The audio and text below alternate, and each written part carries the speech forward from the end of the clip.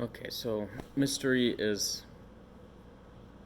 I want to define it as a setup where the story is a puzzle that aligns with the plot, and it is itself a major plot device. So, in the story, they're solving a mystery, and it's possible for you to solve that mystery as well, where the two are directly connected. Now, it's kind of a loose definition, but it does bring up something. So we can look at the movie Pacific Blue. It's from the 90s, the animated movie. I went into it thinking, okay, here's going to be a mystery, but it really didn't vibe that way. Even though the plot is basically kind of a mystery, and also the person who's reading or watching the movie doesn't know what's going on either. Okay. So I mean the movie's technically a psychological thriller, but I wasn't thinking about this. I was like, well, this doesn't really feel like a mystery, you know. I was assumed psychological thriller sort of thing would be under a category of mystery. But mainly why I don't think it works as a mystery is because the things which could be possible clues are either supernatural or psychological claims, basically based on pseudoscientific, we'll just say it, you know, philosophies and stuff like that. So there's no way for you to actually guess what is going to happen. The director's just like, you know, basically anything can happen. It's another it's another one of those. It's just using pseudoscience is just the same as using spiritualism, which is the same as using a god, which will basically save everything. I'm not, it's kind of a lame technique for in some ways.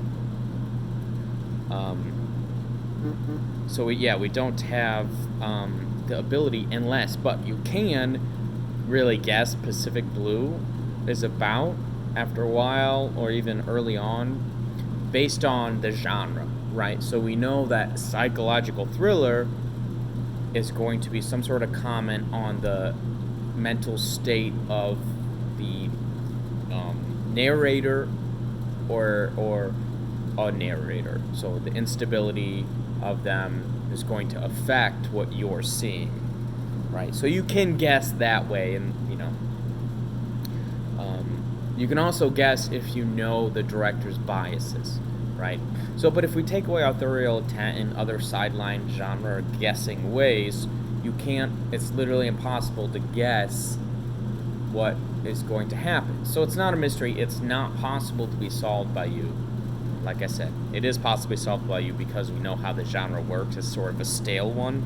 Now, it wasn't stale when this movie came out. This movie was copied actually by Black Swan, they say, which I've never seen, but I'll probably give it a look. Although I enjoyed Pacific Blue enough that I'm not really looking for a copy of it. I'm fine with it.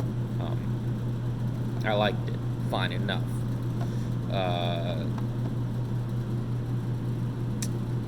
So the psychological thriller is going to be like a slow reveal of new information that upsets the stability of the narrator. So it's going to seem like a puzzle is being presented, but it can't really be.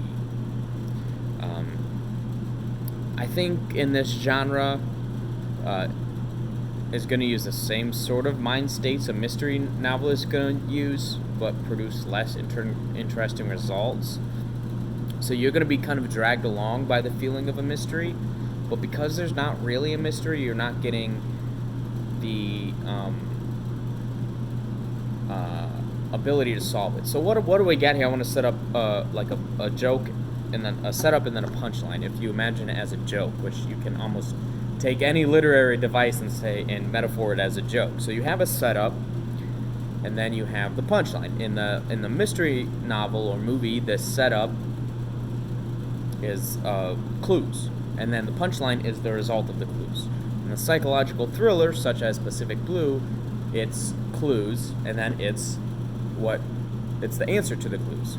In Pacific Blue, like even the last few seconds have kind of an impact, where she says something like "I'm the real me" or something like that. There was a really nice kind of lesson at one point when she was getting mugged by her assistant lady. You know, she says, "What does it matter?" Which was, you know, I'm me. Like, it doesn't matter who I am.